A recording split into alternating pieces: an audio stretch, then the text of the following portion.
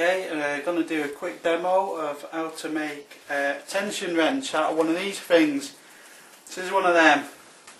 Chuck them in the back of your car, pop up sunshade things. It's Mr. Sunshine. Hello Mr. Sunshine. Right, all you do with these, get one of these, cheap as chips. You get 2 in a pack from the pound shop for, wait for it, £1. Or if you go to the car boot and the likes of, you'll pick these up. I got these for 10p each at the weekend. Obviously you can use them as a sunshade, but to us they're better used as tension wrenches and picks. All you do, grab the sucker bit, rip that puppy out, because you never know when they're going to come in handy for something. Put that to one side. Obviously then you're left with this mesh. All I normally do with this mesh, get a Stanley knife, slit the mesh when I've got a sharp blade in the thing.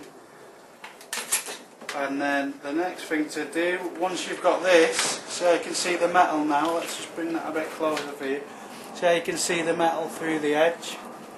Once you've got that, cut a piece up through this material. Obviously it works better with a sharp blade. Then slide this out, pull the metal out. Eventually you're left with a clump of material at the bottom, can you see that? But you've got all your metal wire. All you do then, pair of pliers, cut your steel. Yeah, you just got that in the shop, cut that. Once that's cut, you're then in a position where you can just slide that off. Let's do it this way. So that's just sliding straight off. Chuck that in the bin unless you want it for something else. Can't think what, I don't know. And there you go, you're left with a piece of this steel, which is roughly, I'd say, 1 metre long. Do we need, let's measure it. Should we measure it? Let's do a quick measure and have a quick gauge at the length of this thing. So it's over 1 metre long. It is 135 centimetres this thing is. So that's, obviously if you're using 6-inch picks, you're getting quite a lot of picks. Anyway, moving on, there's your sprung metal.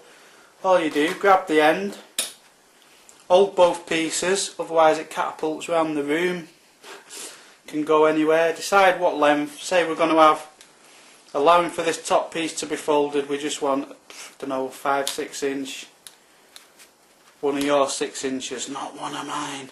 So basically get that in your cutters, snip that through. Once that's cut off, put your spare metal on the top. Right, I'm going to alter this slightly. Let's just get a better angle for you. Right, you're on my vice now, yeah? All you do for this, undo your vice, decide how long you want the curved piece. See this piece here that actually goes into the lock. Decide how long you want that. Let's get a better shot for you.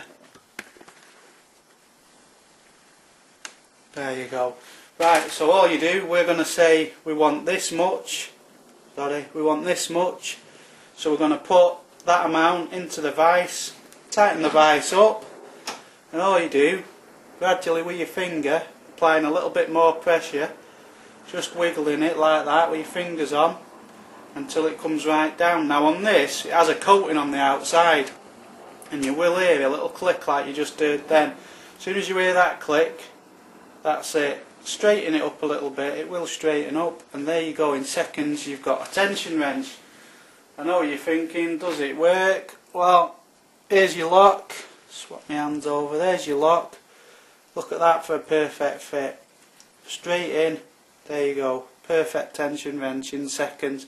It's not as good as a John C tension wrench, but, you know, if you haven't got a John C tension wrench, this is a quick way of making a temporary one, or if you've made your homemade picks, another great way of making a temporary tension wrench. But they are really good, you can see.